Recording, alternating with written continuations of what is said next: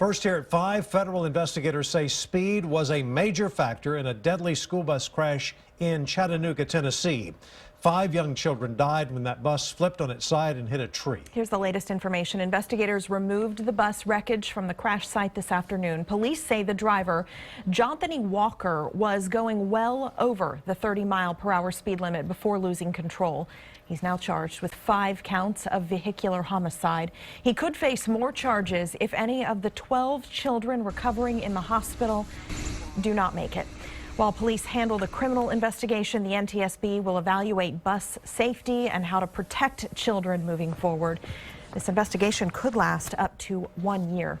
Investigators will learn a lot through the bus's data recorders. Essentially, that's a black box of information. KXAN's Kylie McGivern has been working today to determine what equivalents exist on school buses here locally. Kylie? Yes, well, Robert and Shannon, both the Texas School Safety Center and Texas Association for Pupil Transportation tell me when the term black box is used in reference to school buses, it's more likely referring to GPS and camera systems that track not only routes but also speed. I'm told no state agency collects data on the optional equipment, but most of the larger school districts do have them, including AASD.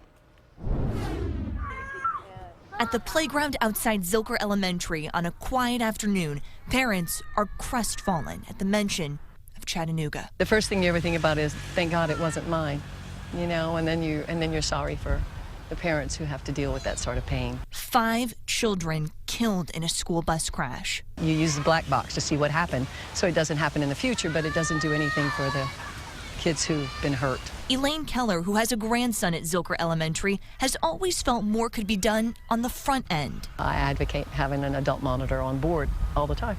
I think that person should be responsible for making sure that seatbelts are on and the kids are not fighting, they're staying in their seats, you know, and being safe. AASD's transportation director tells us district school buses are equipped with digital cameras and live GPS, a system that has been in place for 8 years and does track speed.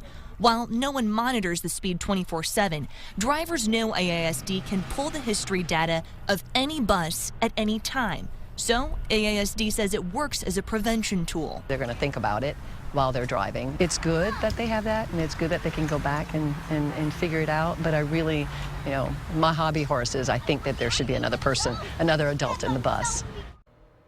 AASD upgraded its GPS system last year to include Where's the Bus app. That shows parents the estimated arrival time at a particular bus stop. The transportation director shared with us, quote, "It was truly a tragedy what happened in Tennessee. Our thoughts and prayers are with the Chattanooga community." Kylie, thank you. We've also investigated how many school buses in our area's largest districts have seat belts.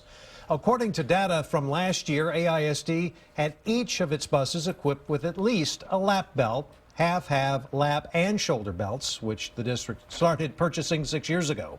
But in districts that do not have belts on every bus, the cost to add belts to just one bus is between $7,500 and $8,500. Sometimes districts will wait to get the belts when they replace a bus. Still, that time frame is every 15 years or 250,000 miles on the bus, whichever comes first. Thousands of people take Capital Metro buses every day, and we asked that transit agency what kind of technology is on its buses. The data loggers on our vehicle will track things like speed, they'll track braking activity, they'll also be able to tell us whether or not the doors were open, they'll be able to tell us whether or not the turn signals or the flashers were activated. A lot of the key information that you might be interested in if you're trying to recreate exactly what was going on before a significant incident. Capital Metro says half of its buses have those data recorders right now. New buses added to the fleet already have them installed.